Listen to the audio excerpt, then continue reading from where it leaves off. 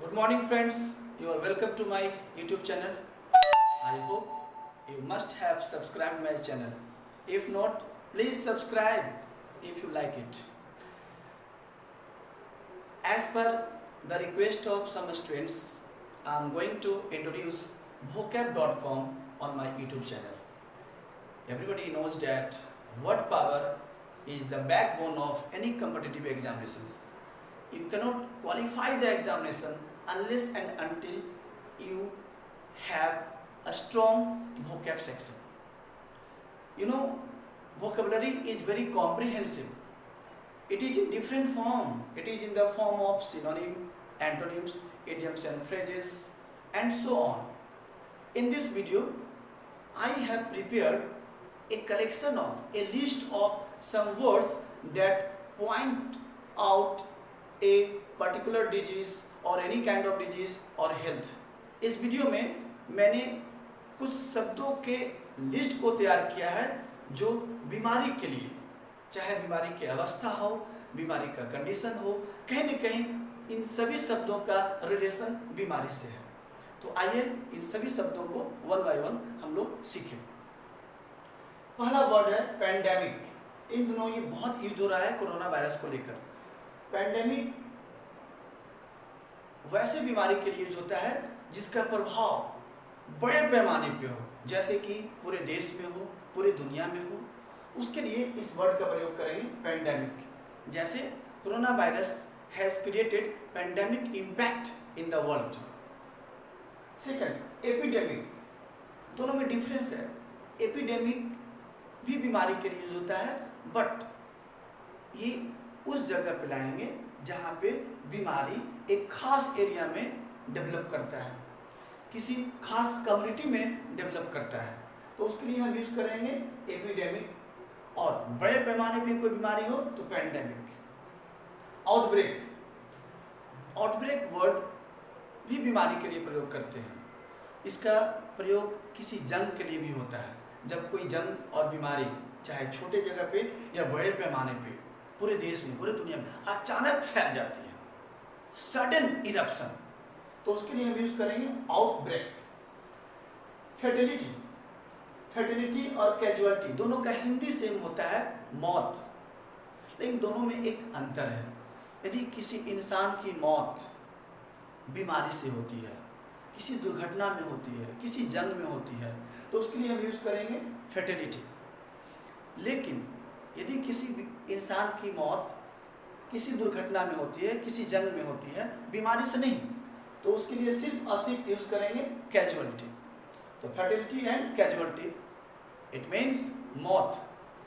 फेटल, कोई बीमारी बहुत खतरनाक हो, जानलेवा हो, तो हम उसके लिए क्या यूज करेंगे? फेटल।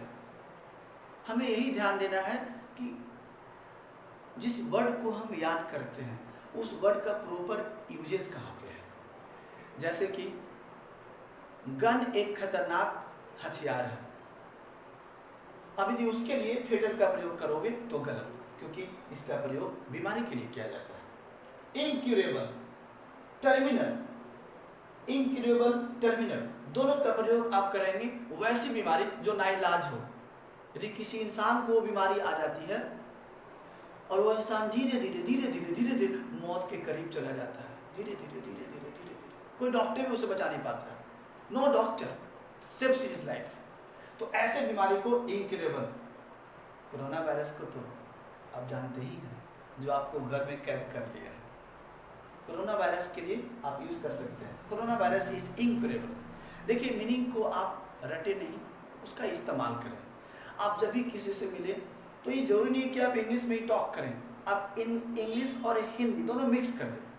दोनों मिक्स करके आप शब्दों को यूज करें, उसको हाईलाइट करें।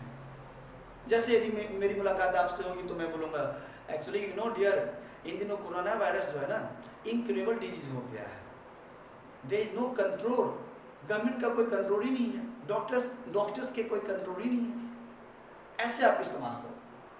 तो दोनों का इस्तेमाल कहाँ पे करेंगे? जब कोई बीमारी नाइलाज हो।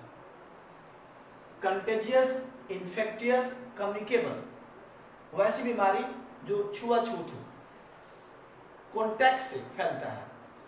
एक जानवर से दूसरे जानवर में, एक आदमी से दूसरे आदमी में। कोरोना वायरस भी कंटेजियस डिजीज है, इन्फेक्टियस डिजीज है, कम्युनिकेबल डिजीज है। मीन्स वैसी बीमारी जो एक दूसरे के संपर्क में आने से फैलता है। क्रोनिक, बहुत सारे ऐसे बीमारी हैं जो एक जनरेशन से दूसरे जनरेशन तक मूव करते हैं, ट्रांसमिट होते हैं। तो ऐसी बीमारी के लिए हम यूज करेंगे क्रोनिक, जन्मजात बीमारी। कॉन्स्टिपेशन जो होता है ना, वो एक क्रोनिक डिजीज है। यदि आपके डैड के हैं तो आपको भी है, नहीं है तो हो जाएंगे। पता कीजिए आप अपने डैड से, क्या उनके दादाजी को, क्या उनके पिताजी के थे? हाँ, उनको भी है, आपको भी है। तो ऐसी बीमारी के लिए हम क्या लाएंगे? क्रोनिक। क्वारंटीन, ये वर्ड तो पूरे दुनिया में छा गया है, मीडिया में छा गया है, लोगों के टंग पे छा गया है। वैसा जानवर या इंसान जिसको कोई बीमारी हो गया है और उसके संपर्क में आने से उसे भी बीमारी होने की संभावना है, आशंका है, तो उस आदमी को एक कमरे में अलग आइसोलेट कर दिया जाता है। तो उस आइसोलेट करने की अवस्था को ही क्या बोलते हैं? क्वारंटीन। गवर्नमेंट ने कुछ लोगों को क्वारंटीन कर दिया है क्योंकि they are suffering from corona virus. Symptom, बीमारी के लक्षण होते हैं। जैसे वो लोग, आपका लक्षण खराब है तो यहाँ पे सिम्टम नहीं लाएंगे। कोरोना वायरस के क्या लक्षण है तो वहाँ पे क्या यूज करेंगे? सिम्टम। सिम्टम इस लक्षण, साइन, इंडिकेशन। आप इंडिकेशन भी यूज कर सकते हैं। डेडली, सिंपल सा वर्ड है। कोई बीमारी जो जानलेवा हो, खतरनाक हो, तो उसके लिए वर्ड लाइक डेडली या फेटल।